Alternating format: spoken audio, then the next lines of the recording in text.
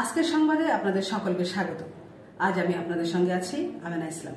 আপনাদের সাথে এমন এক ঘটনার বর্ণনা করব যে ঘটনা হয়তো আপনাকে কাঁদাবে কিংবা শ্রেষ্ঠত্ব জাতি হিসেবে মুখ লুকোতে চাইবে। তবে টাইমস অফ ইন্ডিয়া ঘটনাটি ফলাও করে প্রকাশ করে।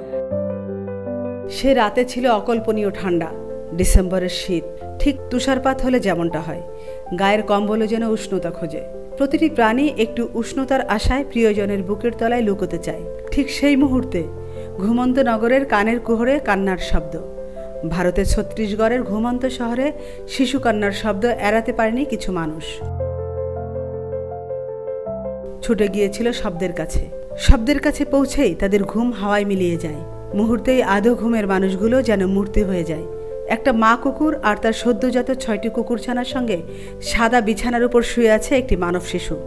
সদ্যজাত কন্যা শিশুকে বুকের ভিতর নিয়ে উষ্ণতা দিচ্ছে মা কুকুরটি, আর চারপাশ থেকে তার 6টি ছানা ঘিরে উষ্ণতা দান করছে শিশুটিকে। মা কুকুরটি বিহ্বল হয়ে তাকিয়ে আছে মানব শিশুর দিকে। শিশুটির নাভি তখনও তরতাজা, সতেজ। মানুষের একটি সদ্যজাত কন্যা শিশুকে বাঁচাতে একটি মা কুকুর আর তার 6টি ছানার উষ্ণতা বিলিয়ে দেওয়া, তাকে বাঁচিয়ে রাখার আপ্রাণ চেষ্টা নিজের চোখে দেখে কান্না লুকোতে পারেনি ওই সময়ে দায়িত্বরত পুলিশ কর্মকর্তা প্রেমনাথ। অঝরে কাঁদলেন। আহা, শ্রেষ্ঠত্ব জাতির কি অপমান! তখনও শিশুটির নাভি দিয়ে বের হওয়া নাড়ি থেকে ফিনকি দিয়ে রক্ত ঝরছিল। ভাবা যায়, ঐশ্বরিক ওই মুহূর্তের সাক্ষী 6টি ছানা বিহ্বলতা নিয়ে তাকিয়ে আছে। বাঁচবে তো মানব শিশু? তবে ডাক্তাররা বলেছিলেন, মা কুকুরের দেহের তাপ না পেলে অমন শীতে মরে নীল হয়ে যেত শিশুটি।